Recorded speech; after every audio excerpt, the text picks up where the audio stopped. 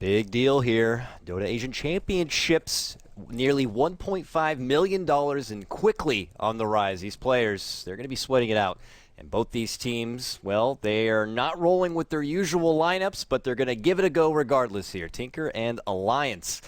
A lot of things to look out for in this one. We were talking a bit previously about it, but we have some role swaps. EGM's moved to the off lane. They don't have Bulldog with them, which was one of their signature notable players for quite a while, but they're going to try to get it done without them and have also Mynuts coming in, and Niqua is going to be the stand-in. Niqua, I tried to look up a bit about. He is from a former team, I believe, Turtle Master, which is a Swedish team, and I guess since then it's done brief stand-in work from what I looked at, but Loda had the impression he really wants to throw together a full Alliance squad that's all Swedish, and he's feeling confident about this, and we'll see how they perform here against Tinker. 10 seconds to pick. 5 seconds. Hurry, hurry! Look, I don't mean to rush you, but I do wish you'd go a hell of a lot faster than you're going.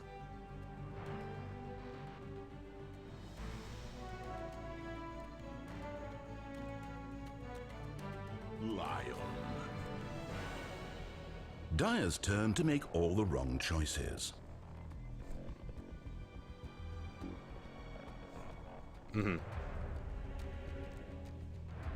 Yeah, the last time Alliance did play was on the 26th of December, and they had a bit of a hot streak. They are coming off of 3 wins. They beat Navi, MYI, and NextKZ in Star Ladder, but, you know, obviously they didn't qualify for Star Ladder, unfortunately, but they're looking to make a second going here for Team Tinker. Their last showing was, well, the 16th of December, so it's been quite a while, and that was in Dota Pit, and they went down to Virtus Pro in a best of 3. They went down 1-2. So both teams, you know, a bit of hot and cold as far as past games, and they're looking to come back hard in this one. And opening the draft, Alliance with a first pick Lion has got me a bit percolated. On the other side of Team Tinker, they pick up an AA and Ember Spirit. Very intriguing.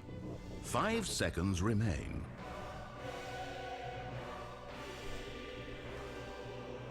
Reserve time.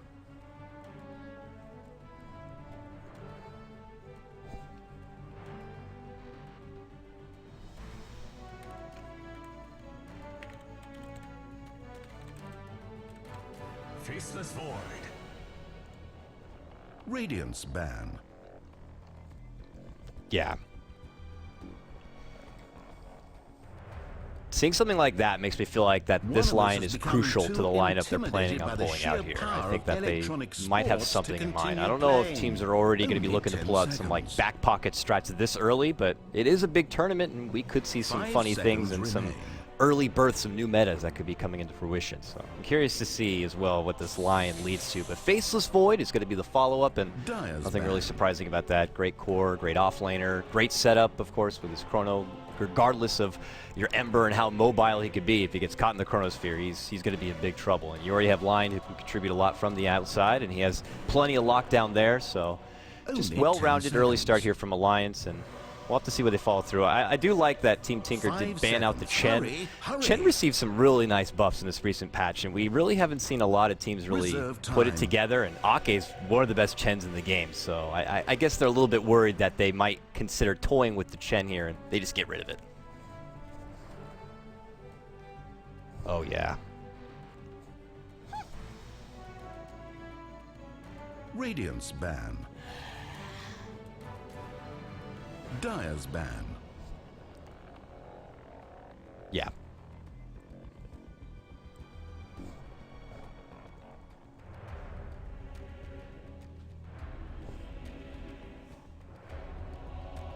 Mm-hmm. 10 seconds to pick. That's good. You don't want always the same old stale Dota. If I was looking at this draft a month ago, I think I was watching a random pub, you know, so, but we get some new fresh faces here. I'm always excited about it. And yeah, just to kind of echo what you were talking about, specifically about Jug, he is definitely the flavor right now of the month. And I love it. And I said this before, I think yesterday with Mott. Jug is a classic. He's been in Dota for way too long with the same skill set forever, it seems. And it's just more number tweaks. But finally, they have just tweaked those numbers up and up and up enough that people are like, hey, wait a minute, this guy's pretty freaking good. He's got insane base attack timing, so he gets easy CS early on, and his overall right click is just devastating. You put that with the crit buff, buffing up an extra 5%. They want to just get that good old level 1 into it. And then, of course, his ward has always been ridiculous, so more teams are valuing him as a core to put their team on. I know, like, Fire ran it a lot. Ush played a fantastic Jug for most of the series against Cloud9, and most teams, like you said, have been all about it. But now it's first ban worthy, so here we come. Yeah.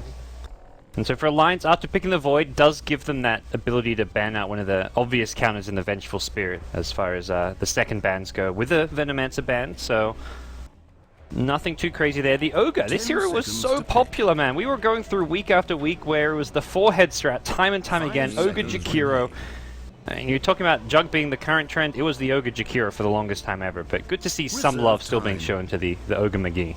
Yeah, I mean, even though they did nerf down his casting range for Fire Blast, which I think is fair. I mean, Ogre's a big fat boy, and he's got melee range. He should just be a melee hero overall, with maybe the exception of Ignite, which I can understand because you have to lob that son of a bitch like down. But Fire Blast, you could just do it from a screen lengths away, it felt like sometimes. Now you kind of have to really be up in their business if you want to get involved.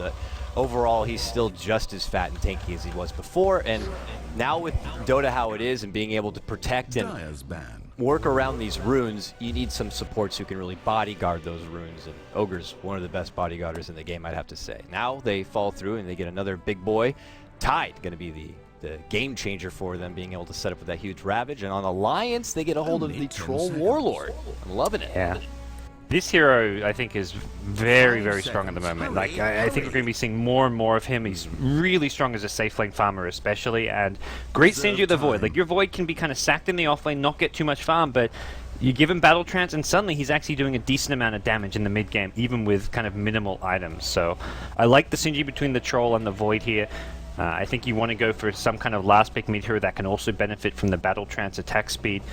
And to me, this is just a really nice little tanky hero to have on the front lines as well. When you're up against like a Tide Ogre, there's a lot of just nuke damage coming out. You need something tanky, and also a natural hero to buy a BKB on. I really like just the attack speed cap that they buffed recently too, going from 500 to 600, and he contributes a lot from the outside of the Chronosphere, and he certainly adds a lot more attack power to Faceless Void inside of his own sphere, so you put that with the buffs he's already got with it, and I'm really liking the potent synergy lineup we got here from Alliance. I know Loda's not going to be the traditional drafter for the team. It's Pycat who's currently out, but so far it looks like he's thrown together a respected lineup right here. You know, you got a little bit of everything. Skywrath Mage, also just kind of the classic peanut butter and jelly right there with him and Faceless Void. Now really all they need to do is round it out with like a nice solid offlaner for EGM, and they're going to be set. Yeah. Unless it's Faceless Void, of course.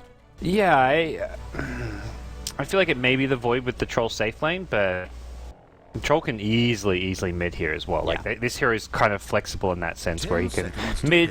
I mean, you can even to some extent offlane the Troll Warlord, I feel, if that's what you want to go with. But Clinks gets banned up by Tinker. Alliance respond with a Razor ban, so we'll see the last couple of picks coming out here. Tinker, I think, looking for some kind of actual carrier. It doesn't have to be like a greedy Medusa style carry. Although I think something like that could still work for them. There's not that much push coming out from Alliance here. You can go late game versus Alliance without that much worry about being pushed down here, and it's going to be just that hero. Medusa comes out. The Stone Gaze against these right clickers is potent. It's very, very good. She gets caught out on the outside, she'll be able to do very nice crowd control work, but that's also a lot of focus on this Medusa to have a great early and mid-game laning phase to be able to build up the farm so she can really be a terror in the late game. So we'll see how aggressive Alliance want to play, being able to prevent her from getting that critical mass point.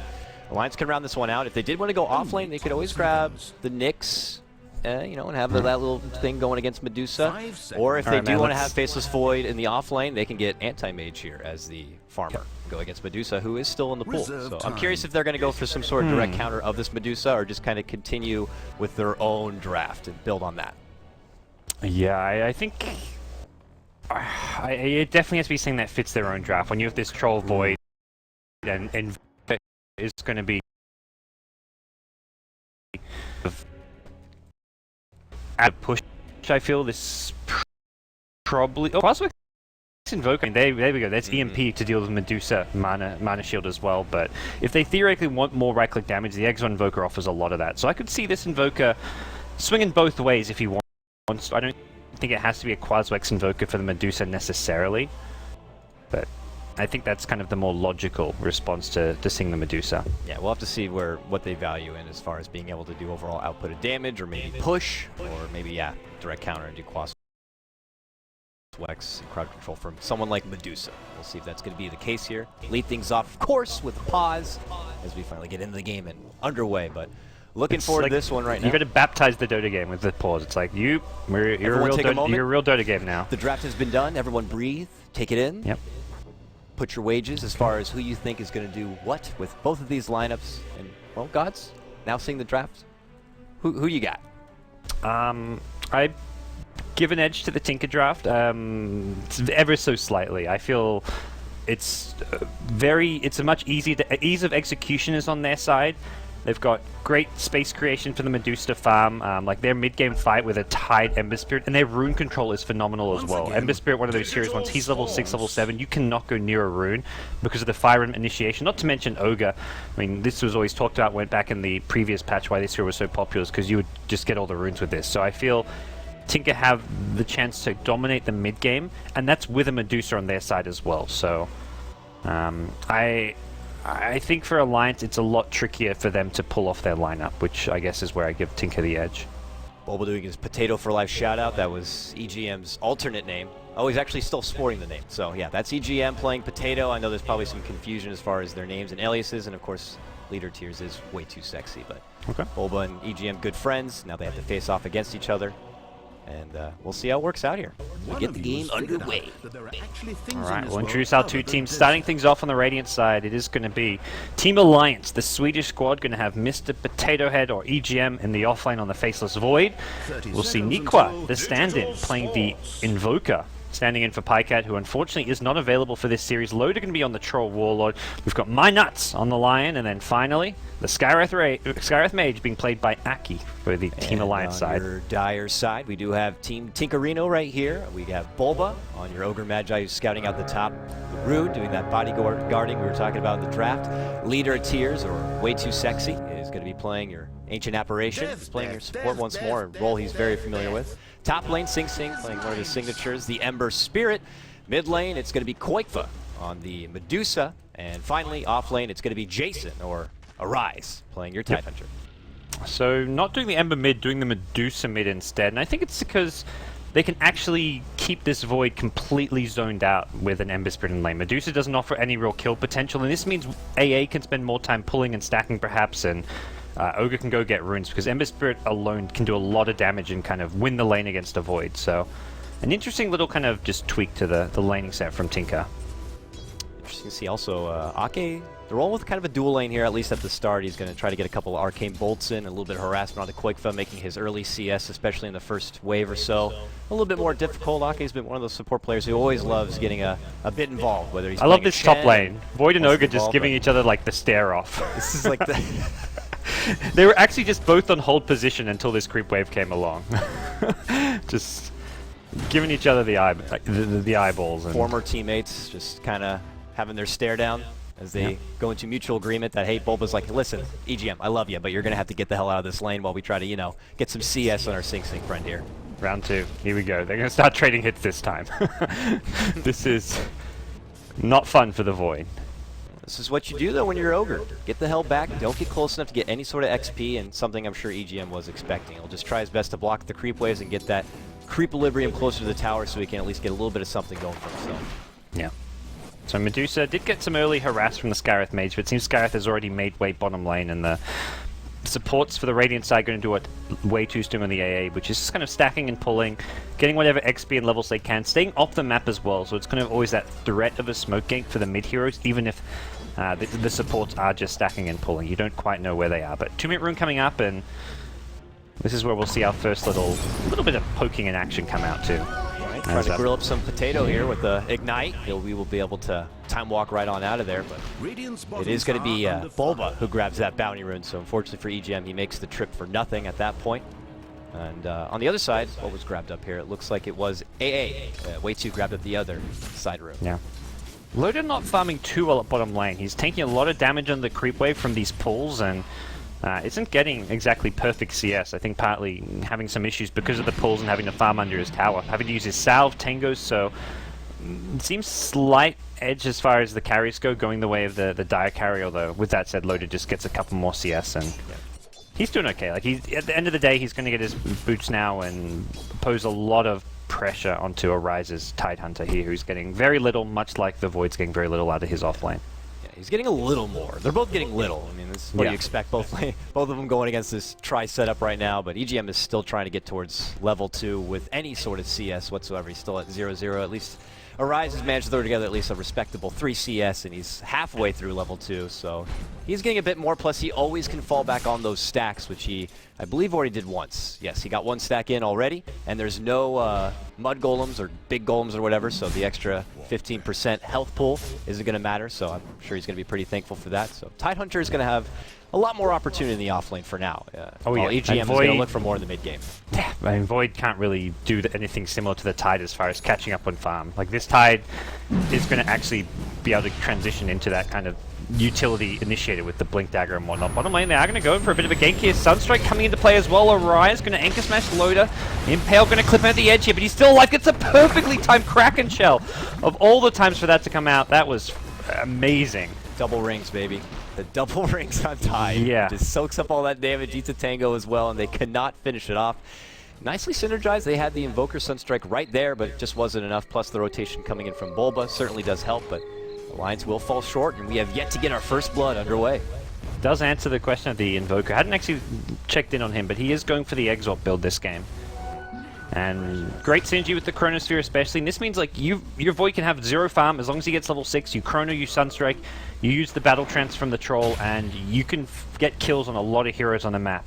So from that point of view, Alliance's lineup is somewhat not exactly requiring farm to get kills on some of these heroes, which normally would need a lot of farm. Man, Sing Sing has 20 denies on his Ember, just to make things even worse for EGM, as if he's not getting much as it is. Sing Sing makes sure that he's denying. There's another one. He's at 23 now. Absolutely ridiculous. So he's definitely getting the most out of this top lane and taking a lot away there from Faceless. Yeah. And getting some solo XP now, so once he hits level 6, this Void, I don't even think he can stay in the lane anymore. All it takes is a Fire Remnant to follow the Time Walk, and you can chase him down for those kills. Unless Alliance are going to have TPs on their supports to counter gank there, and even then, you TP in, you're not looking to find kills, you're maybe just going to save the Void's life, so it's not even really worth like TPing in multiple supports at that stage. So this is going to be really tricky for Alliance once we see the Ember hit level 6, I feel. The good thing they do have going for him, Loda now has a free lane to work with here and can get all the CS he wants in this bottom to farm it up. Arise has taken this moment to go to the jungle. There was some pre-stacks right here from the quickly farm up, and then of course the big ancient stack to work with here. But what is happening over here? It looks like Alliance scouting out. They put down a nice aggressive early ward here, just above the Roche this ward too. Just they want to see that when Tidehunter goes for those ancients, they can kind of thwart them, and they even put down a sentry to block it out. It also gives great vision into this bottom tier 1 tower area. Like if you want to go for a dive on like a Tide when he's actually at the bottom lane, you know when he's there. For one thing, you know when he's there. You know if he's gone back to the jungle, and if he is there, you know if there's heroes kind of waiting in those trees, because there's so many like fog spots in this tree area which you can hide in. So this is like the perfect time to have this ward, and it's not something and Tinker are going to quickly be dewarding, I imagine. Tide also with the 2 rings. I wonder if he's going to turn one of them into Tranquils. Tranquils on Tide, it's a bit outside the box than your normal Tide who loves to go with something like Arcane Boots, just have that extra bit of mana pull for a potential refresher in the future. But could do the double boots, Funix style Tide with the Tranquils plus Arcanes. Was that the same game where he like wrecked in the top lane against like 3 people? I want to say, man, there was like a he does that build a lot. I don't think it's been just one game. Oh, okay. Like that's his been his build for a little bit, where he's done it like 3 or 4 times with the double boots. He just really likes the laning stage with Tranquil boots, and then he's like, well, I got mana problems. Let's get some Arcane boots. Yeah.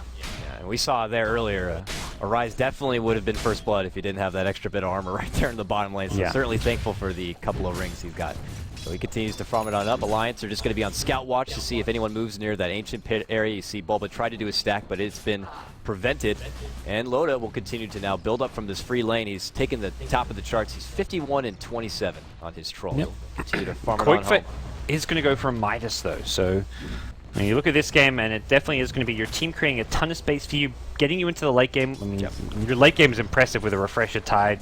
Ember Spirit's great in the mid game. So your mid game's strong enough that Medusa can definitely get away with this Midas build, I feel.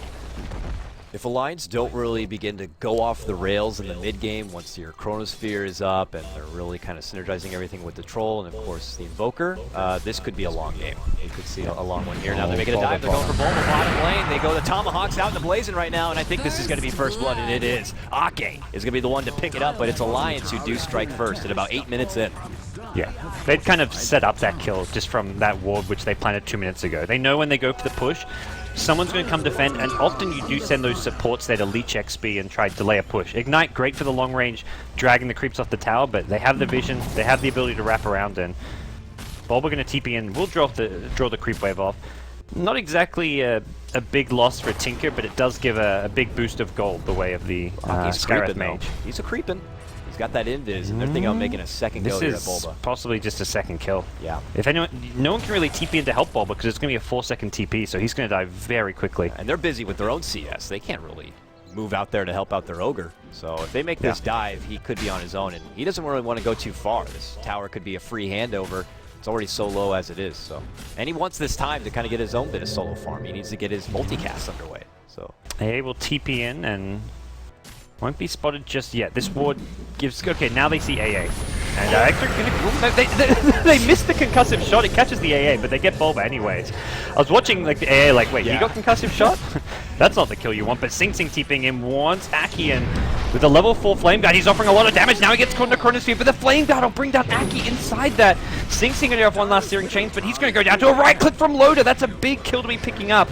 When that Ember Spirit rotates in, you do not want him dying right off the bat, and Loda getting the kill there gets him a big chunk of gold, and definitely give the edge there to Alliance with the Ember Spirit dying. I certainly wasn't expecting one of their core farmers to rotate down there, but I guess having the AA already there, maybe they felt they could really take this fight. They do manage to get a pick off on their own in return for losing Bulba, but yeah, like you already pointed out, Loda being able to come up with a kill there just makes things so much better for Alliance. So with that, and now a tower very low that they could soonly grab up, it's looking really, really good here in the early game. And EGM did manage to throw together level 6 and just puts it right to use. So we get to see a little bit of that old school Alliance synergy as they just kind of move as a fine unit. He just immediately goes to that bottom lane and gets involved.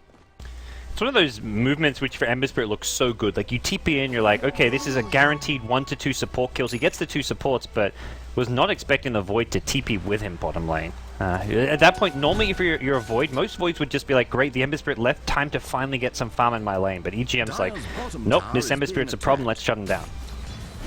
So we'll see. Sing Sing looks to bounce back here. There's 1,700 gold built up at this point as he works with this side pull camp. See if he goes right for it. They still value Bulba getting his own time to build up his own farm as he takes the lane himself. And there you're going to see a Midas for a Midas, if you will. Niqua picks up his own Midas on Invoker.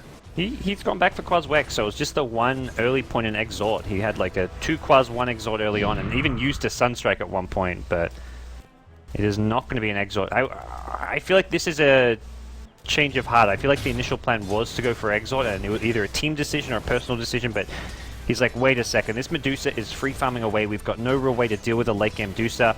The game is definitely going to the late game, it feels, at this stage. Alliance have some push if they went Exort Invoker with Forge Spirits, Necrobooks, and Troll Warlord, but not enough to win the game off of, so seems he's decided to go qojqva instead as like a change of heart. Yeah, whether he decided or maybe the team's like, hey, we need qojqva. What are you doing? Let's switch it up, buddy. Niqua is their stand-in after all, so a lot of pressure on this guy. It's, you know, no big deal. It's only that near 1.5 million tournament at this point, so yeah. Well, here we go, top lane. They're getting pretty close with each other, but EGM still being able to find his way. Now near level 8, and he's fun. He's getting back in it right now. And that's what's most crucial. A lot of team fight happening here for Alliance, and as we get about 12 minutes into this one, this is where we're going to probably see some fireworks come out, especially from Blink Alliance's Rush for side. Sing Sing. That is a interesting to see something different come out. Oh my goodness, that is a not Blink a conventional Ember Spirit build. The biggest benefit you get from this is you can use the Blink to engage to get in range for your Flame Guard Searing Chains and have a Fire Remnant to escape to. Because the problem is when you Fire Remnant in, maybe you have another Fire Remnant to Fire Remnant out, but your mana pool as an Ember Spirit, every time you use that Fire Remnant, it's 150 mana. So if you don't really have the mana pool to use it twice in a fight early on. So the Blink just means you can use it for the escape. Gets caught out, immediate tornado reaction, but now he is going to be the one that's chained down. Sing Sing trying to slash it home. Akke certainly helping out, gets the silence and Okay. a few bits of burst, but they'll be fine. Ice Blast. Ooh, just off the mark. Niqua's going to be fine. There we go. Showing up. Tidehunter holding, nursing this Ravage, doesn't want to pull it out too preemptively before the team is ready to make a go, and we're going to see no blood, just a bit of harassment here. Alright, well, take the tier 1 bottom tower some time ago, and Loda's now swung his way mid lane. We're going to take another tier 1 tower. At this stage, it's hard for Tinker to fight, even with Tide Ravage online. The Ember Spirit Blink Dagger is kind of designed to at least look to be able to engage and fight into this team. He's got the Blink ready to go, he's got a Fire Imp to use defensively, but Tornado EMP at this stage against Ember Spirit is really pesky for him. If he gets hit by the EMP, he may not be able to Fire Imp it out. I guess Blink doesn't have the also magic helps, wand. Defensively pretty well. With quick reaction, you could avoid a Chronosphere. Anything else? Here we go, jump in. AA ult is going to land very nicely, and now they'll be able to quickly burst down Akke, but with the zoning EMP. I don't think he's dying. Is he going to go down? No, it's only level 1. He lives. They're fine. TT can't pursue. Yeah, he blinks in looking for a finish off there, not going to find it. I feel the one thing Sing maybe wants to pick up soon is the magic wand, just for to have that boost in, like that mana boost in case you get hit by an EMP, but the blink pickup, I mean, you can see its potency there in the mid lane. Doesn't get kills, but that was partly because he's alone, trying to defend the tower against like 4 heroes by himself, just with the Ice Blast support. And that's also Alliance gaining that bit of intel like, oh, okay, Sing Sing has a Blink Dagger on an Ember Spirit. Yep. Interesting, something to look out for, but we'll see if they make Definitely work for makes Void's life a bit harder as far as hitting a Chronosphere on the Ember Spirit. Looks like Wayto's going to go for another pull here. It was rewarded, though, from Alliance, so they know this is happening, and they're just waiting for that delicious point when Team Tinker consider going for those Ancients, and they're going to try to thwart them. Yep. Well, we'll see what the plan is going to be from here on out for Alliance. Definitely the team who has more of the greater ability to kind of dictate play right now. They can force towers if they want, they can group up, or if they choose, which it's Loda bottom. Yeah, he's in trouble. He's being scouted out from behind, and they have a smoke coming in from the north. There's that blink, jump in on Loda. Immediate close range AA ult. Loda, he's going to be shattered apart and taken down. Nice rotation and execution coming out from Team Tinker there to take down the core troll. Now, Alliance had smoked up 3 heroes nearby, so you lose Loda there, who they were kind of smoking towards, and these 3 heroes don't want to fight into the Tide Ravage, that's for sure. Though Tide actually a bit short on mana. Arise saving up money, looks to be just rushing a straight Blink Dagger himself as well. No Arcane Boots, no Tranquil Boots, just 2 rings and good old brown booties.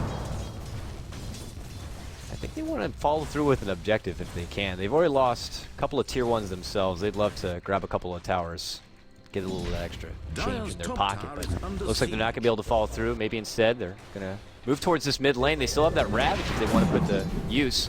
Loda shows up. They've already launched out the AA ultimate, which will connect on both. It actually passes through Loda, so we'll hit on him. And look at the 6-6 going to blink and go right for Akke, and it's going to be a quick grab. That is, you just don't see it coming. Like, you know if a Fire Remnant's there. Finger of Death and Mynuts. Fingers. AA, and they do get their return support kill. Well, Arise will now start working on this Ancient stack, but a Radiant Ward sees this. Tornado will clip him. Problems now begin. Impale, it's out of range. Buys his blink, so even if he did go down, he had purchased the big item he was looking for. Well, and they see this Tide's items. They see he's gone straight, just boots of speed, nothing else, no arcanes, no upgrades. They're expecting this blink to be, like, they probably would have expected him to have it even by now because of the Ancients that he's been stacking a bit. Or not so much the Ancients, but more the neutral farm, which was not contested. They'll know by now. Yeah. Tinker want to put that blink to use. They smoke up right out from the base, and they're going to make the long run down here to the bottom lane and just try to get a hold of whoever's there. Ideally, the prize target being Loda once more. And important that they smoke because multiple wards were kind of around this area. There was the one around the Ancients earlier. Uh-oh. Mynuts caught out by Sing Sing, gets off the Impale, but will burn down to the Flame Guard, and now Loda. He wants out. He doesn't want anything to do with this, but a blink. Gonna have that blink chains, man. I'm loving this. Gets the lockdown there on Loda, fall through. Very nice multi getting coming up from Bulba and the AA ult on top of it, making a Ravage too. Just give him everything, and it's a double kill now for Sing Sing. Team Tinker, man, they're really pulling it on back. 6-4 now for them. Yeah, The Ember Spirit's ability to tempo control in the mid game is just insane, and the entire time this is going on, qojqva, he's level 13, he's got Midas, he's picked up an ultimate orb now, probably just looking for a Skadi rush. The Lincoln's kind of your original Medusa build as your first item, but it feels like the first item Skadi is just like the slightly stronger build perhaps. But a lot of, he's up against so much mana burn with the EMP and the mana drain from Lion this game. It's not going to be fun for him, which is where he does want a lot of farm. He wants to be a good, like, 3 to 5k net worth ahead of everyone in the game if he wants to be able to fight. Team Tinker are getting a lot done with just the 4 others, and even being able to bring down Loda a couple times. He's been spotted here at bottom. Uh-oh. Dancing in the jungle here. Who's going on who here? Ogre's actually completely backing off, maybe afraid that Finger of Death is up, but it's still on cooldown. Sing with that blank. This is trouble for Mynuts. Yep. But immediate. Oh, nice. 2-man impale, and here comes Loda. And now the tides have turned, and they take down Sing Sing. What a turnaround play for survive Mynuts. this too. 100 HP, he's fine. Looking for a TP cancel perhaps, but Waytosexy will get himself out of there. Beautifully the Ice Blast, Earth Spike right the actual damage missed. He got the Frostbite effect, but he didn't hit the... he didn't get the blast onto the Lion because he turned for the Impale, which is, I mean, something that's kind of hard to calculate for, but that ends up giving Alliance a nice little turnaround on Ember Spirit. Looks like top lane, they do take down that tier 1, now they're making their jump, they want qojqva here. EGM and the classic combo setup, but do they have enough to burst through that shield? Still living here. Need a bash. They get it. They pray for RNGesus, and he comes through. They take down qojqva for the first time this game, and now Arise looking to get something on the return here, but here comes Mynuts. He'll be able to push them back, and looks like it's going to be a nice takedown there for Alliance, getting rid of qojqva. Yeah, and Niqua's going to be ready to start getting much more involved now. He's just finished off his Orchid in the mid lane. He's 0-0-1. He's not exactly been active on the map. I think it was just a Sunstrike that got him an assist earlier, but level 13. He's kind of playing that similar to Medusa role right now, where it's just get your farm, get a big level and farm advantage over your opponents, but now he's going to fight, whereas Medusa just wants to keep on farming.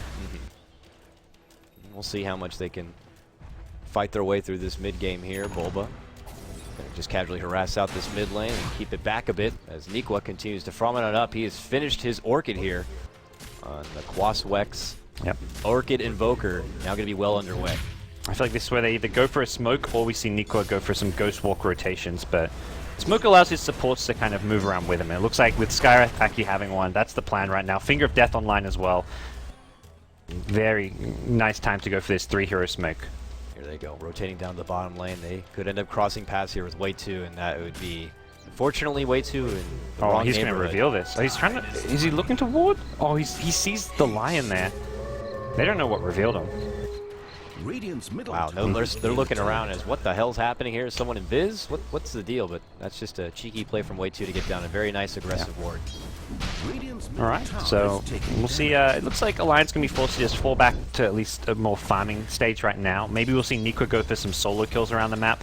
Or even like just he'll Ghost Walk behind someone, or like Ghost Walk in front of a Void and have Void follow him up. Because this Void has got a surprisingly large amount of farm. I didn't expect him to be able to catch up and out-farm the Tide. Tide with neutral and ancient stacks, I definitely would have expected him to be either equal with the Void or slightly ahead of the Void, but EGM has just been given a lot of space in that top lane to just free farm away, essentially. Yeah, ever since he made that one rotation to the bottom lane, but ever since then he'd been farming out the top lane, and since then we'd seen Team Tinker go for multiple ganks on the bottom, and EGM's like, I'm going to take this time to farm up, and he was persistent on finding that little bit of me time, and with also grabbing the tower, he does manage to pull himself back into this one. It looks like he's going to go right for a BKB here with Mithril Hammer already complete. Being able to thwart out, of course, the extra coming in damage from Ravage and anything else. I don't know, unless it could be a Maelstrom. This is EGM, after all, now in the off lane. We'll see what style of Faceless Void he wants to play. Yeah, it feels like BKB is the more stable way to go, but... But Maelstrom, again, I mean, we got a Blink Dagger on Ember. We got the back pocket work coming out here, you never really know. Alright, Loda gonna lead the charge down mid, has a completed Sanj and Yasha, and gonna go back towards that BKB as his next item. And for Team Tinker, a lot of this is gonna be protect the Medusa for late game, who has gone for the Lincoln, so... I don't feel like you can fight and 5-man around the Lincolns too well. That's where like the Skadi actually allows you to fight around the 20 to 25 minute mark with Medusa, but this means Tinker just want to go super late game, it feels like. Sing's working on a Battle Fury to help them turtle, and they're not looking to end or win this game anytime soon. They're just looking to make sure they can hold on to their towers as long as possible. Alliance probably going to get Roshan off of this if they want to go for that, and Tinker just going to have to try and just kind of cut their losses over the next few minutes. I agree. This is the classic we like to see, where this is step 2 of Medusa's 5-step program, before she really wants to really get involved here. Bottom lane, Mynuts does get that invis rune and will be fine. It's a good for time now. to find an invis. Yeah, well, thank you very much. That for was a smoke gank too from Tinker. So oh boy. So that smoke going to be thwarted as they scramble back towards the mid lane, while Alliance still continue to push out this top. EGM continues to find that farm. They are spotted is the important thing here, so should not see any kind of a 2-hero kill on Medusa. They can kill the Medusa with these 2 heroes, but not going to happen with the ward vision.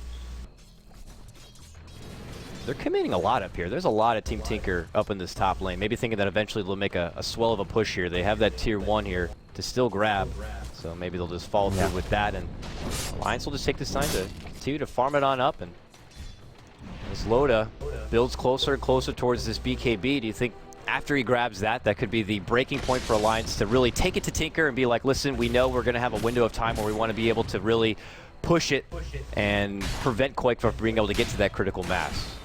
I think that's the time where they take Roshan and then get multiple tier 2 towers. Like, I don't see them being able to break through Tinker and win the game off of the BKB for Troll, but it should be able to secure them a Roshan, and Aegis then subsequently Aegis secures them a tier 2 tower. That's assuming everything goes according to plan, which Tinker will be looking to kind of mess things up there. But I don't think Tinker have the best line to contest Roshan with. It's kind of hard to get Medusa in a good position for a Stone Gaze. It's multiple rotations. They want to go for Mynuts. As he tried to get a tower, he just throws out a finger. It's not going to do a lot through the Flame Guard, but here comes Loda here. Now Singh is going to be forced to remnant himself out of there, but Bulba still wants to get in fisticuffs. Now he steps back. Oh, they fake once, but the silence is right there from Akke. So tick, tick, tick. Down goes your lion. They do drop Mynuts, but it's just a support, and it forces Tinker away from that top lane where they were going to try to push that tier 1 and address the bottom. Yeah, well, with the DD room picked up, they're not even going to wait for the Troll BKB. They're going to go in now, and it's going to seems like as good a time as any. Yeah, this is going to be a great, easy, quick grab for them. No problem. Loda's going to pocket that Aegis, so now the ball's in Alliance's court. Like you said, they can continue to push forward, take a couple of tier 2s. With that comes a new swell of gold. They can get those big luxury items as far as right-click and damage to contest the Titan of Medusa. So imagine that's the game plan for Alliance. It seems like Alliance don't feel like they're in any rush to win this game, although they obviously want to keep on pulling as far ahead as they can. They've currently got about a 3,000 to 4,000 net worth lead, but they're probably thinking like late game, we've got a lot of mana drain from the EMP and the mana drain itself to deal with the Medusa. Ember Spirit's gone this Blink build, so it's has slowing down his farm and item progression. He's going to go back for the Battle Fury, which will then accelerate his farm a bit. It looks like he's just finished the Battle Fury now, but I think late game, both teams have their options. I don't think it's like, okay, Medusa wins the late game. I think for Alliance, Invoker, Void, Troll offers a lot in itself, and I'd even maybe give Alliance a slight edge in a late game scenario. They do feel a little bit more well-rounded, as opposed to just kind of putting a lot in the back of this Medusa, at least before Sing's able to throw together a bit more. He does have his Battle Fury now, so his farm can accelerate a lot more. And we'll see if he'll be able to kind of be there by the side of qojqva in the later game. But for now, if Tide had this Void level of farm, I think things would be a lot more even. But right now, this Tide is not looking at any kind of a decent time on a Refresher. He's going to have a 4-staff soon, but Refresher is a good, like another 15 minutes away, if that. It's not going to be some like 30-minute Tide Refresher on a good day. I do want to say also on the other side for Alliance, and Niqua's Invoker, it's felt like he's been pretty inactive, to be honest. He's 0-0-1. Yeah. He's been farming a lot. He got his Orchid, but we have yet to really see him flex those muscles. He's got max Wex and everything. He's he's tried. Like he's gone for smoke ganks with his team, like the one on the Lion not succeeding. But yeah, it definitely feels like even just like TP counter ganks could have maybe come out of him from time to time. But he's still going to offer a ton in the late game. It's just maybe Alliance could be in a slightly better position with more kill involvement right now. Well, Blink Dagger will help get you in a good position for kill involvement. As their Invoker grabs one up now, they move as a full unit to this top lane, but unfortunately there's no one on Tinker in sight. So maybe after they scout out the woods, they could just push out this tier 2 in the top and go for a trade. But no, they rotate all the way towards this mid lane. Alliance, if they want to go for some sort of objective trading, they definitely have the benefit of Troll being there, but I think they want blood. They are blitzing towards this bottom lane where they have already done the deduction, like, okay, Tinker's not top, they're not in their woods, they're not over here, they got to be down here, and well, Loda's heading right there. They're not about trading right now. They're so desperate for a fight right now, and I think with good reason. Any kind of a Chronosphere is going to be a kill, and that's where Akke and EGM didn't actually swing all the way bottom. They're still lurking around this mid-jungle area, hoping for a Mystic Flare Chronosphere combo, but not going to come the way of Alliance. Still, Alliance get the lanes kind of pushed out, get Tinker out of their jungle, and now can go for that objective, which is the tier 2 tower, without having to worry about a trade. Yeah. Now they decide, well, we'll add some pressure. They're trying to take fights and make fights happen while they have this Aegis, but if Tinker are going to hide, they're going to force them out of the dark and try to push towards some of these towers, but Tinker are not biting. Not as yet. More of that. We're happy to kind of sacrifice maybe a tower here and there. We want our precious qojqva to be the nuisance that he can be, so they'll just have to play it patient, and they might just wait all the way till this Aegis does expire. Yeah, Loda may actually, this is kind of, any damage on top of this Ice Blast could cause him problems, but Ember Spirit not in range, actually at top lane. Ember gets a tier 1 tower, so tier 1 for tier 2, as good as it gets right now for Tinker. I think they're perfectly fine with that exchange, considering Loda has an Aegis, and Alliance are going to be forced back now with Loda as low as he is on HP. Even does get a bottle for his DD, but he can't really make much use of this considering how low he is right now. Maybe he dies with the Aegis and then tries to come back with it, but he's trying to find some soul farm so he can get that Agnum Scepter, but goodbye Aegis. Alright. That was... So just feed himself over to some creeps. Get back. It was the Sing Sing Ember Spirit, but he thought Sing Sing had left top lane, and Sing Sing just... It was funny because Sing Sing didn't even see Loda. He used a Slider Fist on creeps, and Loda like walked into it and died. It only had like 40 seconds left, so I guess it works out for yeah. Loda. No, it's not even a. I don't even think you can. That's not even a wasted Aegis. They weren't going to be pushing in that 40 seconds, so works out good for them. And Akke is going to be able to deny out that tower, taking away that gold from Tinker. They may want to fight with this Troll DD rune. DD runes at this stage, when they're bottled up, can give you a huge edge in a team fight. It's just this is going to go off the rails pretty damn quick. It's been a molasses of a game up till here. Very slow pace. Both teams playing it very methodically, trying to build up the appropriate amount of farm before they're ready to really clash. Yeah, Alliance has been trying to look to take some fights, but it's becoming pretty apparent that both these teams are just going to end up going into reserve, and then when we're going to really see the fights break out, everyone's going to be at full point, and it could be over with one big fight in this kind of a game. After they build it up for so long, it only takes one big sweep, and without the invested gold into maybe a quick buyback, they could lose a base just like that. So we'll see. You can see just how much is on the line here. Yeah. Like your qualifier for what is currently a $1.5 million tournament, what's still growing to be probably $2 million plus.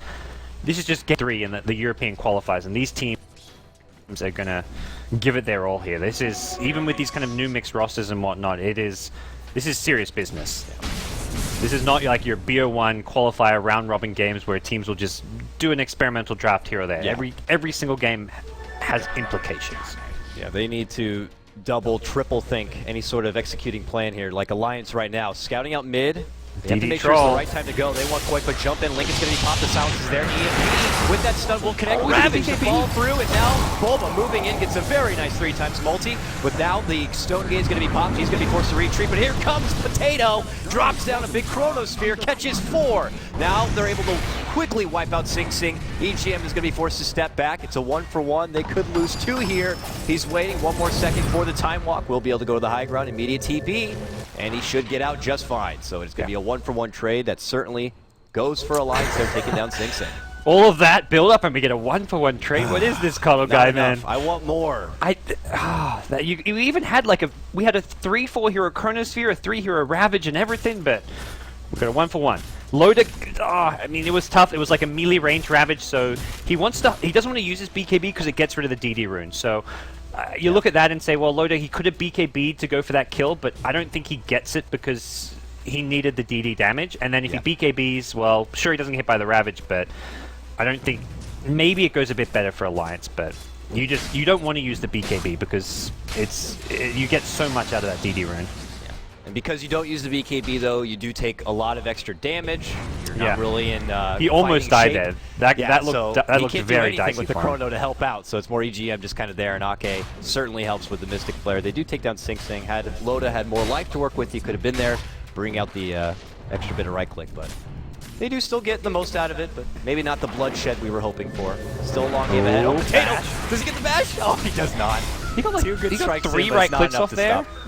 stop. That's Wayto is just having some luck in this enemy jungle. First revealing the smoke gank, now no bashes there. He pings out. He knows that he was there to ward, so I think they're going to quickly grab up a sentry. And it's that same ward spot, more or less, as last time. Man, oh man, this is... I'm actually feeling how tense this game is right now for both these guys. Oh man, I look up and I'm like, wow, there's only been 15 kills in 32 minutes, but it's just this constant just pressure, and like you say, you can just feel the tension here as far as what this means. Yeah, so Alliance feeling pretty confident that they can draw a fight their way. They even pull out the ultimate here. Good spread. They're all going to get hit from that Ice Blast. Only Loda's going to take... He's also going to grab that tier 2. More of Team Tinker happy to maybe make a trade. In best case scenario, if not, they'll just step back and wash their hands of it and wait. Top lane. TPs are coming. You need to get that Blink Hex here before Sing Sing can blink, though. And Sing Sing's actually now got a BKB. So as does the Void. So these late game items are starting to come out, and we're gonna... I see this game getting to that kind of crazy 50-minute double Ravage, Refresher Chronosphere kind of stage of the game. Invoker's got an Ag Scepter, so expect to see Niqua not just using his qojqva spells. He's going to go back for like the Deafening Blast, less so the Meteor, but more like, yeah, Deafening Blast, Ice Wall, these kind of pesky teamfight spells to go with his Tornado EMP, and late game's going to get crazy. Certainly is. Let's look at qojqva here. So he already has his 2 ultimate orbs. He's getting pretty dang close to putting together the Scotty, and that's when Medusa is just too big, too beefy, and they're going to really have to bank that they can have everyone ready to go. No more situations where they're taking too much damage and they have to step off and kind of have a half-committed fight. You need to make sure that when you make a jump onto qojqva, you have everything in your arsenal to make sure you bring down a beast like that. Or, I mean, I don't know. Gods, what do you think? If you're looking at a Titan like Medusa, do you look to wipe out her whole foundation, everything behind her, and then go for her next, or is it more crucial to try to take her out first? Nah, I think you definitely ignore Medusa. You just looking at Medusa's items, it's purely defensive items, which I think is a pretty standard thing to do on Medusa, but the other heroes are kind of the make or break ones. If you can get a Chronosphere, main target is Ember Spirit. Every single Chronosphere EGM is going to be looking for Sing Sing, if you can get him.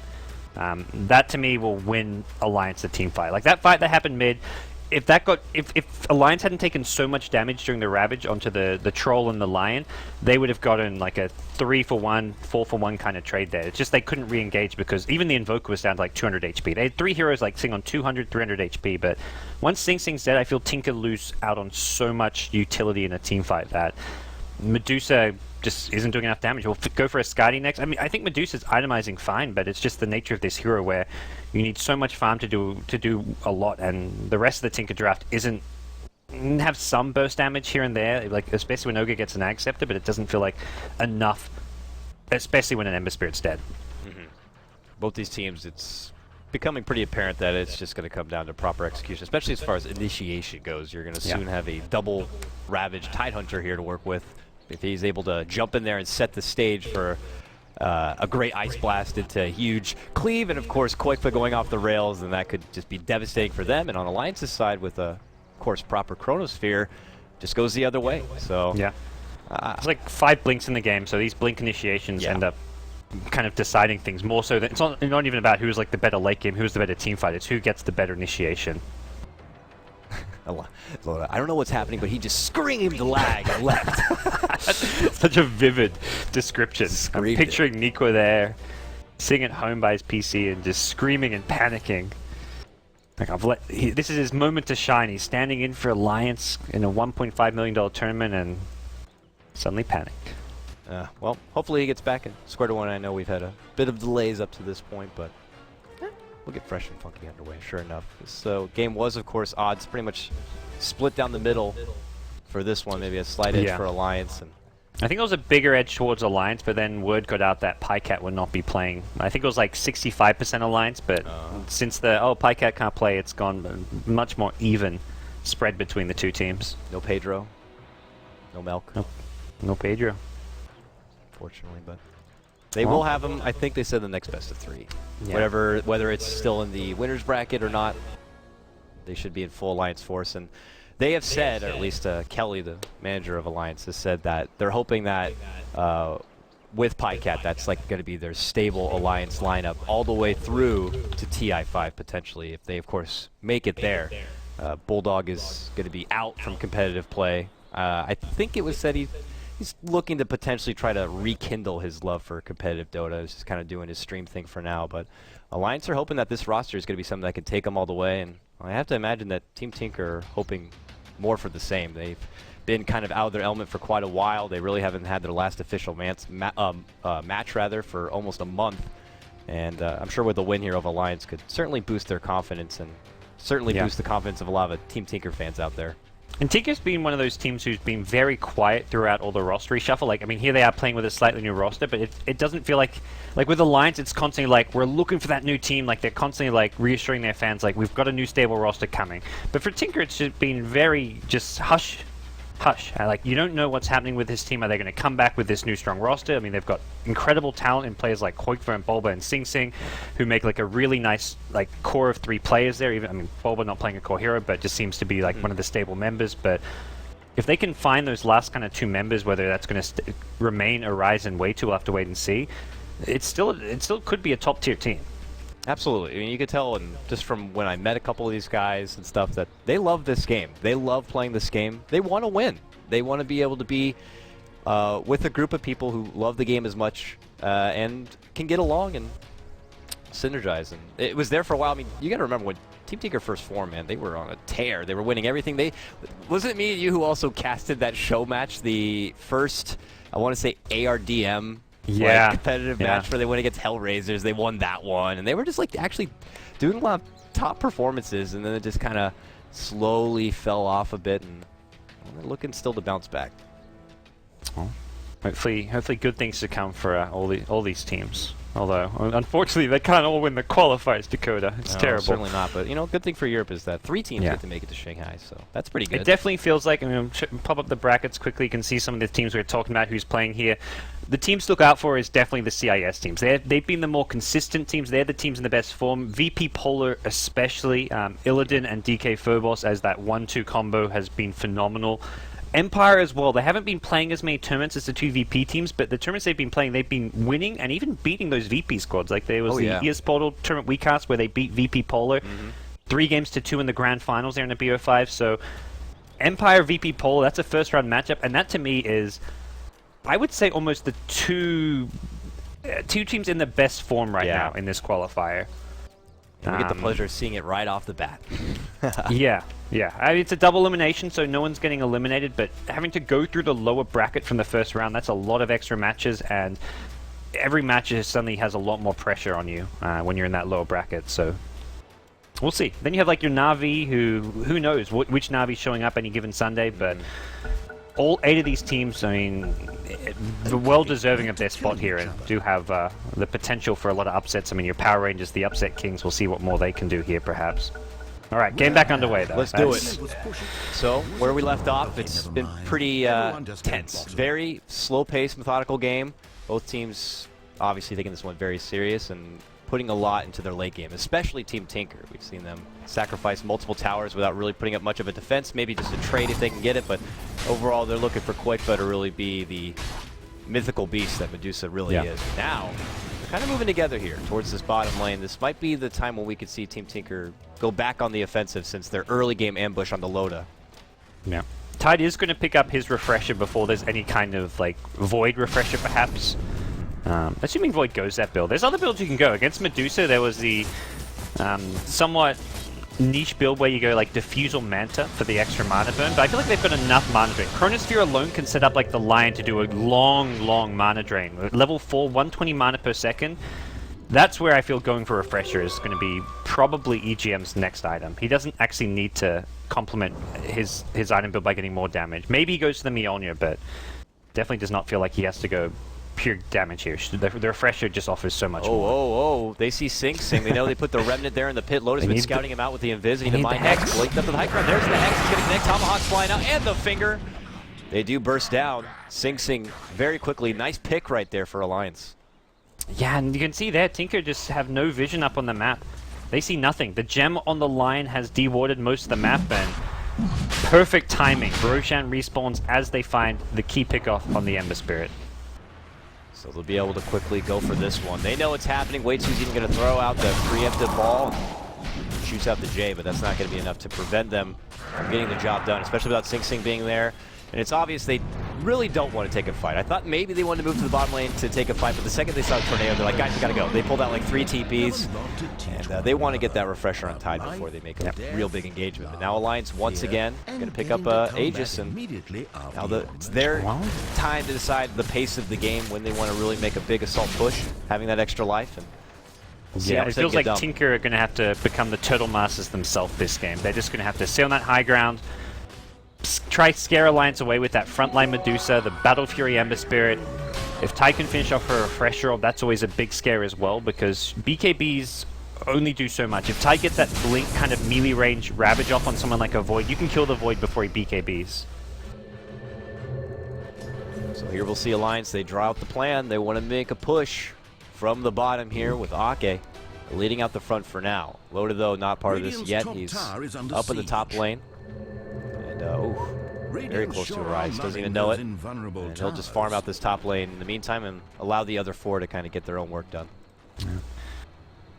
Tinker, it's so hard. They've got no scouting tools apart from like an electric vortex right now.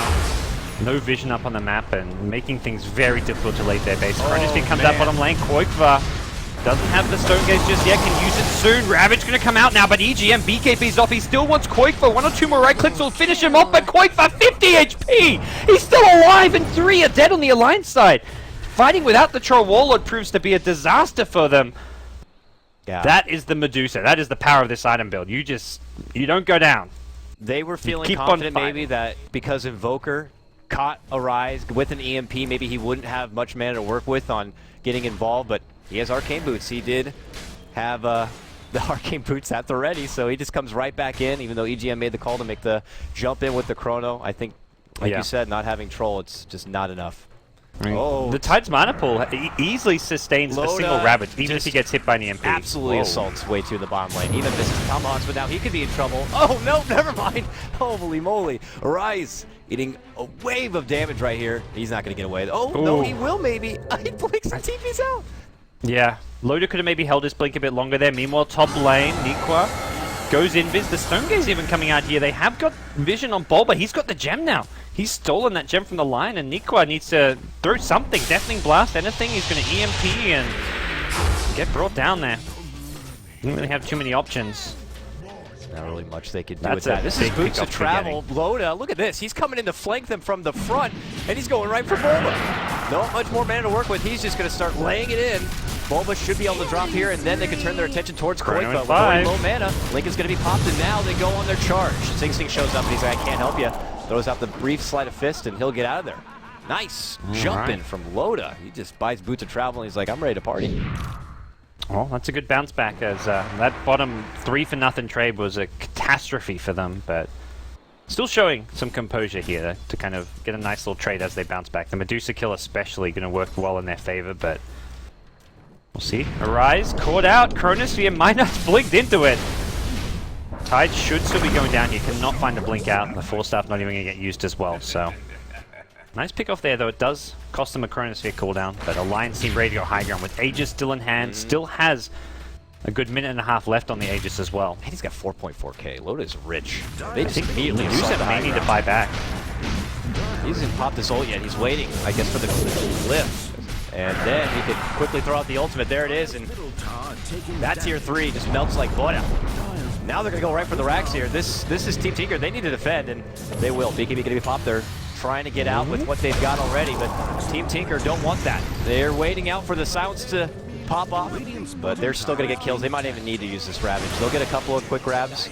Yep. Alliance walk away with the tier 3, and Tinker get what they want. Yeah, that's good for Alliance. So even losing those 2 heroes at the end it was 2 buybacks for 2 hero kills, essentially. When you use those buybacks, Tinker have to get kills. If Tinker buy back and defend their Raxes without getting a single kill, it's really bad for them. That's a terrible trade. So they had to get those kills, but it's the Void, the only kind of core hero they killed off there, I feel isn't really enough to make it a good trade. At the end of the day, they still had to do it. If they lose Rax at this point of the game, it's really bad for them. We'll have to see what the game plan's going to be. They smoke up here. They still have the Ravage to use. No refresher yet. Yeah, that buyback has been brought down a couple of times and has lost a bit of gold, and they're not going to wait. I think just even finding a solo kill right now, like using a Ravage or whatever it may be, they're looking to just turtle and try farm up that refresher, and looks like they may find Mynuts. Lion? They will jump in, train him up here, but here we go. Loda jumps right in. Ravage not going to help on Loda, but they are able to still burst down Lion. Now Loda seeing if he can get someone on the way up. Arise here, going to be slowed down. Deafening Blast, and he'll drop. And the gem will too. So it's going to be a 1-for-1 trade that definitely works out. They don't see the gem, but they're going to keep moving, see if they can get another kill. They can't. I'm surprised he went for that Ravage. The Lion was dying anyways, and Loda with a pretty straightforward BKB there. They still haven't seen it, I guess. Now Loda has finished off an MKB, so definitely not. Probably going to see probably not seeing a butterfly from Medusa. I mean, you can still get the evasion against someone like a Void, but Void can happily pick up an MKB as well. He's managed to stockpile up 2k gold, and hey, round 2 of Rax, no Ravage for a good 100 seconds here, and that's where that Ravage being used is really costly for Tinker. Yeah. No glyph, troll ult ready. This could be a Raxi, but very nice AA ult does land on 3. Chrono going to be there. They catch 2. Mystic Flare going to drop on top of Bulba, but he's a big boy. He does soak it up. Your 1 Rax will drop. Loda could go down as well, and will. It's going to be a killing spree for Sing Sing getting that one, and they want more. Blink forward back, and Sing Sing is on the high ground. Stuck. He used that Firement a bit, well, either misplaced or used it a bit too early, but that Ice Blast did a lot of damage there, and Loda's BKB was on cooldown from the previous fight, so they lose just to range Rax. Maybe, I mean, it was a weird Chronosphere, because he Chronosphered and was like, I can't really kill anyone in this, I guess I'll just take your range Rax, but he's going to see this gem. Medusa, your illusion, surely. This gem, it's just, we all walk past it, no big deal, alright. I think Bulba's coming for it now. Yeah. Hey, look what's still here. Nice. Alright, free gem, no problem. He's got an Agnums too. It's pretty farmed. And Tide has his refresher, so a range Rax there, like defending without Ravage, and now your next hold, like you're going to have double Ravage, you've got Lotus BKB getting shorter and shorter, it's down to 6 seconds, and qojqva has picked up a Talisman of... he didn't have buyback, and he was like, this could be the last fight of the game there, so he was just like, what do I buy? Talisman of Evasion, good against the Void. I don't even know if he'd seen the Troll's MKB, but I don't know if he finishes off the full butterfly here. He may look to go for some actual, more physical right-click damage from like an MKB, the Rapier even at this stage. He's tanky enough that... I mean, they're not in a super desperate position, but it's definitely not looking fantastic for Tinker. No. And what certainly helps is getting that refresher. Plus, Wayto does have that Agnum Scepter now. So we saw the damage that the Ice Blast could do in the mid lane. Now it's that much more devastating. Niqua going to DC again. This time it doesn't sound like there was any screaming and panic this time though. At least not as of yet described by Loda. He's probably pretty upset. I'd imagine, at least Niqua. We'll see how things progress from here on out. Looking at some of the graphs here, this has not been much more than a 5,000 net worth lead for the entire 43 minutes of gameplay. Yeah, experience dead even. I mean, at this point, a 4k net worth lead is nothing really much. Nothing to write home about, at least. So, things still very much in the balance, and I feel like that range Rax was not a big claim for Alliance. If they got the double Rax there, or even the melee one, it would have been a lot of added pressure, but the range Rax I just don't feel is going to change the flow of the game too much here. Singh has his Crystalist, so the crit getting ready to come underway, and I have to agree with what he said before. The late game potential is the longer this goes, and if the farm is going to be relatively even or not that far distant from each other, they have that Rapier factor always on their side, so the ceiling is very, very high for a team like Tinker in this one, while Alliance, they're looking to bank off big objective gaming after coming on top of a good pick, which they found plenty of picks this game, and we saw the siege damage they could do. They want a lot more of that. Rise will have some mana problems with this Refresher ultimate. Just the Refresher double ulti is going to cost him over 1,000 mana. He can use Arcane Boots twice, so we can Ravage once, Arcane Boots, Refresh, and Ravage again, and still have like a second Arcane Boot, so we can use a Gush or an Anchor Smash is really important in team fights. You can get that on a Troll in BKB. That's a huge amount of damage reduction, so you don't want to just have double Ravage. You need to have Anchor Smash. Gush is some good physical damage amplification.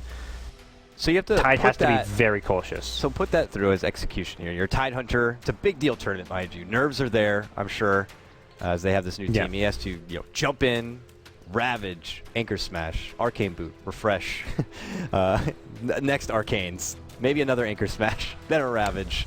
It's a lot. You have to make sure you execute it all properly. And when he's going for that double Ravage, like he's maybe not even, like maybe he's thinking now, like when I do my combo, I want to Arcanes before I Refresh so I get double Arcanes. But in the heat of a team fight, when you're looking to execute that combo, you're not thinking about getting off your double Arcanes. You're thinking about getting that perfectly timed, well-placed first Ravage, and then after that, who knows what happens? You're thinking, let's get my second Ravage off now. You're not thinking like, okay, got a second Arcane Boots. There's no, you got to think fast and while dodging, like dodging a Chrono, dodging out anything lines bringing forward, the silence. EMP that Akke mana has. drain. If he gets hit by any sort of mana drain here, he's in trouble. The EMP, oh my goodness, He's got pressure. I don't know if he just bought this circle. I wonder what he's going with this. Like, let's get some null tallies or something. Looks pretty. Like, yeah, just wanted a nice little necklace to go with his. Go with his anchor. Reliable null, just to have that bit of extra mana. But the Wheel of Fortitude. This I'm not convinced about the Wheel of Fortitude choice. Oh, for the cosmetic? Yeah. I like the harpoon though. I'm a fan of the Tide Harpoon. Once again. All right. Yes, back underway. Looks like our friend the Invoker has gotten back into it. He's been suffering from a bit of internet issues, but lots of patience coming out from both sides as we'll get back and underway. So it's getting to that point, the breaking point here, about 43 minutes into this one. Itemization is near completion. We're hoping at this point we're going to see some real bloodshed. Oh yeah. And I think for one, without so many heroes don't have buyback right now, and that's where I feel Alliance are not going to make take any big chance. Like pushing high ground into Refresher Ravage if you don't have buybacks is just like, it seems silly. So I think we are going to see this game kind of progress towards the next Roshan being the kind of maybe something Tinker look to contest. It could just be Alliance take next Roshan, and then the next fight's going to be when Alliance try break high ground with Aegis. It's a cheese Rosh too. It's a big one. Yeah. Somehow find a way to squeeze a cheese onto, I don't know, maybe a Medusa or whoever. It's a game changer. I mean, that's Tinker would have to get the Roshan, which I feel is a big ask right now. Yeah. We'll see. They have a lot more to work with this time to put up contention. They already dropped the Remnant, just kind of scouted about. Of course, with Alliance's ward there, they know what the game plan exactly is. They see that, they'll take it down. That's key right now, denying whatever vision you can. And this was the Lion's gem. I don't think there's been a new gem pickup since from the Radiant side. No, so. Remember they dropped that. Tinker got that gem after it was dropped from Lion, and then they dropped it. No one from Alliance grabbed it. He's got back and picked it up himself. I mean, you look at like who's got vision control right now. There's 2 dire wards on the map, and just the one recently planted Alliance ward. 15 minutes ago, when Alliance were taking Roshan, they had the gem on the line. They had complete map control. There was 0 wards for Tinker. So the tide's really turned as far as who has the map control advantage, and just general vision around the map. Ogre, if he just walks up this hill, we'll see this only Alliance ward as well. Oh, actually, no, Alliance have put down a second one here, but probably not a ward they expect to last very long there. It's just that any vision, temporary vision, is just fine for him. Tinker is still scouting out this Roche pit. They see the little this is Alpha almost Wolf a max duration respawn. That Alpha Wolf, the extra bonus buff from Helm of the Dominator.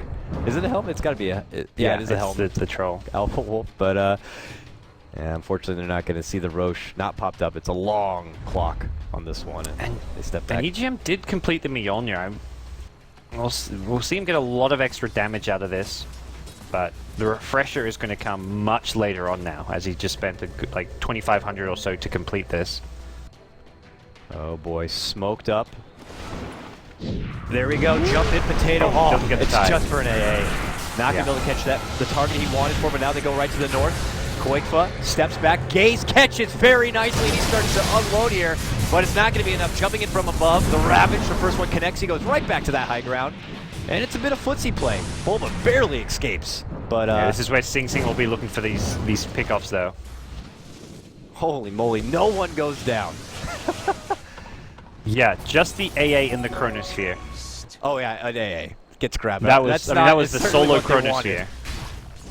The tide was behind him. Void didn't obviously see the tide on the high ground, but he was hoping that maybe a +1 would get caught with the AA there, but... Once they've used the Chronosphere, they have very few ways to secure kills. The Lion Finger of Death isn't quite as potent as it once was. You're definitely not using that to secure kills on someone like a Medusa, so... It's hard for Alliance to fight outside of the Chronosphere, and that's where I think Alliance just play a slow pace, let's get EGM Refresher Orb. They even give up Roshan right now, because qojqva, with a completed Butterfly, he's almost 6-slotted. But no, they want to contest this one. Look at this Harpy. Yeah, I'm going, boys! 1k HP. Break the Lincolns! Break the Lincolns! He could have broken it. They're dancing here. There's the jump, and Loda's ready to make it happen. And so's EGM. No chrono. And look at this. The high ground tide. He's going to be stuck up there. He's able to force down, but the Ravage still connects very nicely. They blow up EGM, who buys back immediately. Loda going to fall as well. And they both buy back. Now, Sing Sing with a triple. Team Tinker immediately pull back, and they want to get this Roche quickly before they show back up, but they are already so damn close. Let's see if Alliance... There's a Chronosphere, though. This is very risky. If you catch Sing and qojqva in the Chronosphere, he's not going to go into the Roshan, but he goes for the other two, still has the Chronosphere, but Roshan is going to go down in the meantime. No Chronosphere comes out just yet. EGM holds onto, will hit the 2-hero Chronosphere, gets the kill onto the Ember Spirit, but he's got Aegis. And qojqva's not going down, he's got the evasion. They lose the Void, it's a dieback. Mynuts now gets taken out. And this is going from bad to worse for Alliance now. After using multiple buybacks, they can't even take Roshan for themselves.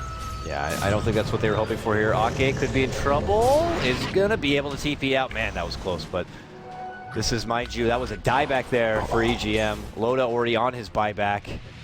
They lose a lot at that one. So maybe they were thinking they can go in, make a contention. If they go down, okay, we'll have a buyback play, but we should have Chrono by then, but yeah, you were pointing out. They definitely could. Void just didn't know they were finishing off Roshan. Like, he went to fight the AA while the Medusa and Ember Spirit finished Roshan. If he went in, Chronosphere, those two heroes in Roshan, kills the Ember Spirit, gets Aegis for himself, Alliance come out on top. But he just doesn't have the vision or information that he needed to know exactly what the Medusa and Ember Spirit were doing there.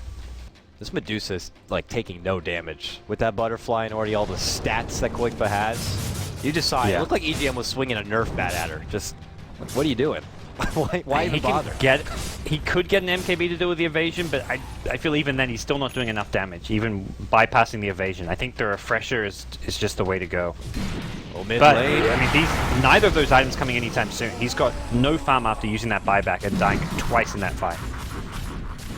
Good jump in pick right there to take down Wayto, but it is just an AA grab. Alliance will just take what they can and looking to go for a bounce back play here. They lose that Roche. Okay. Aegis was already taken down, which is good for Alliance, but still. They fall in that fight, and Tinker gets so much out of it. I mean, already qojqva, who has so much. It's Sing Sing who gets most of those kills, and see where he decides to invest it. He did lose a lot of gold earlier from his, buyback and get back in, but he's got 2.8k now. Well, it feels like Alliance have kind of just hit that brick wall now, and the brick wall being the Medusa. They can't really take objectives anymore. They've got all their tier 2 towers. That's the crazy thing here. 50 minutes in, Tinker have only taken tier 1 towers, but I just don't really see Alliance being able to break the base at the moment. They just haven't quite got the items they need, but they feel like they haven't got many other plays, so it looks like they may go for it. They've already dealt with the Aegis on Sing Sing, and just having the one life here to make things more difficult. I love the Skadi pickup for Sing Sing, though. Having the slow that goes through the BKB, very useful, especially against the Troll Warlord. Yeah. And unfortunately, though, that Troll BKB is already down to 5 seconds. It's a flimsy BKB already, but makes it that much more crucial to get the most out of it. Alliance maybe feeling like they need to get a lot done here, even though Tinker have yet to kind of take any tier 2.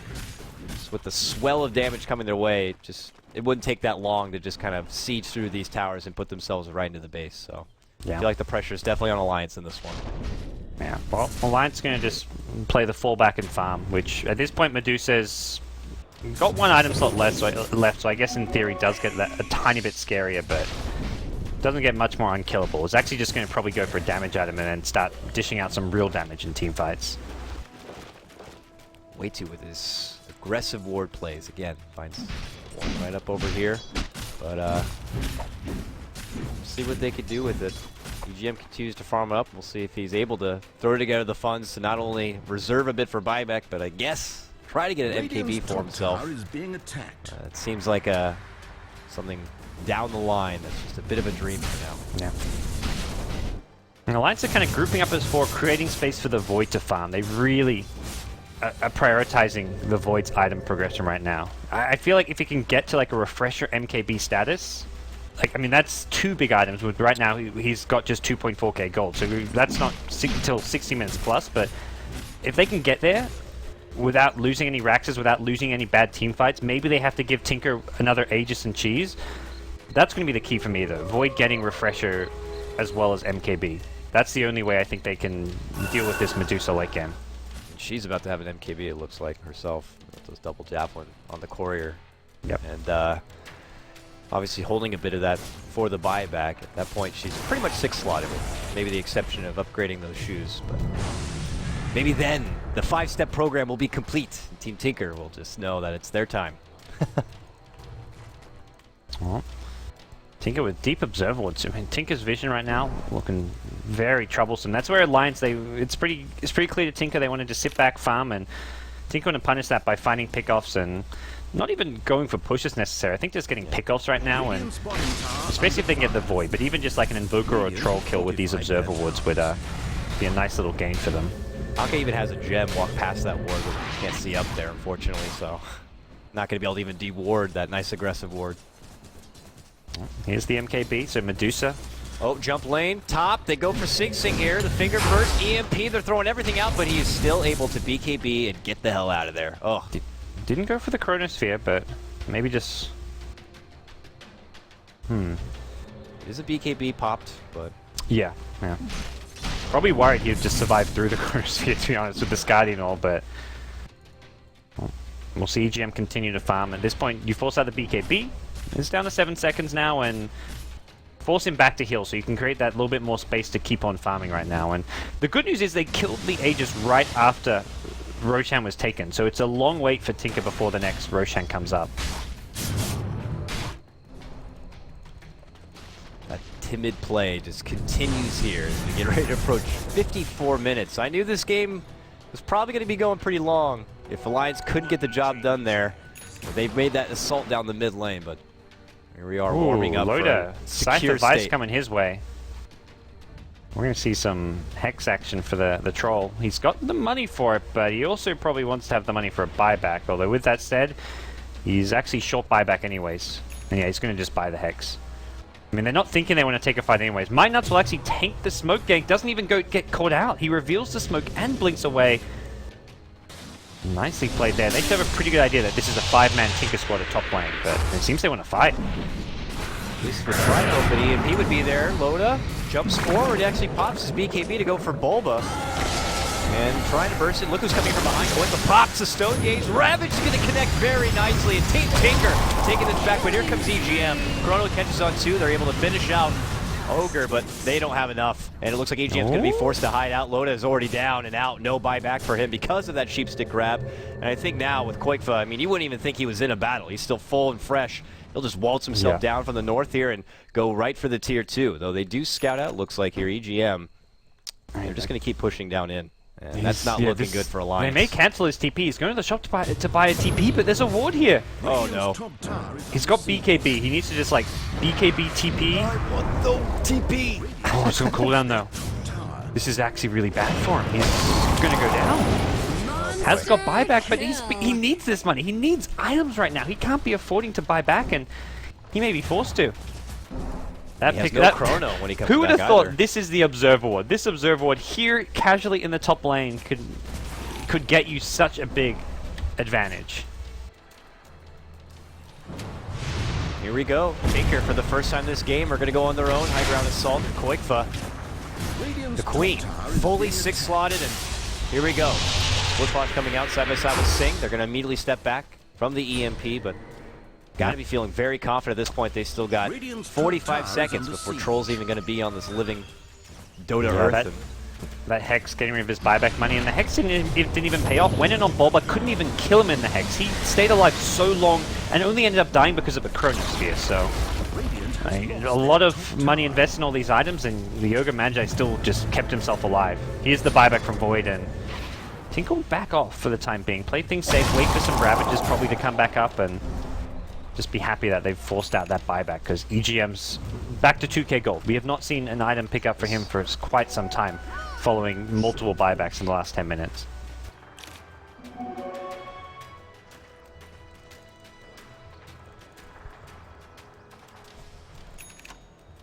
Sing now. Still hasn't featured to that data list. He's been going for all these other items. I don't know if you can As hear me, opposed guys, to but I'm leveling having up, and I mean, I think the apparently Skadi, we've seen it connection pay thing for with itself Skype. I'm with the gonna do extra a quick survivability it gives him. The Skadi slow working against the BKB heroes in these team fights. Medusa buying gems for team. This is where Medusa just buys all the wards, all the gems, everything you can need, because you're 6 slotted if you're qojqva, and maybe you go for that like 7th item refresher so you can refresh the Stone Gaze on the Courier, refresh your Manta Style, your Boots of Travel, but for the most part, qojqva is just going to be doing what he can to help out the team.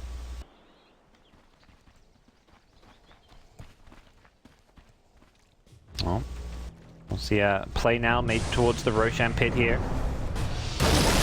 As the Ravage comes out, catches 3, there's a Refresher as well, and Alliance, you're not going to have a single BKB. EGM's going to go down before he can use a Chronosphere. 3 dead now, and this is looking like possibly the 5-man push to end all 5-man pushes coming out. They're going to take out Roshan first, Aegis and Cheese looking to be claimed.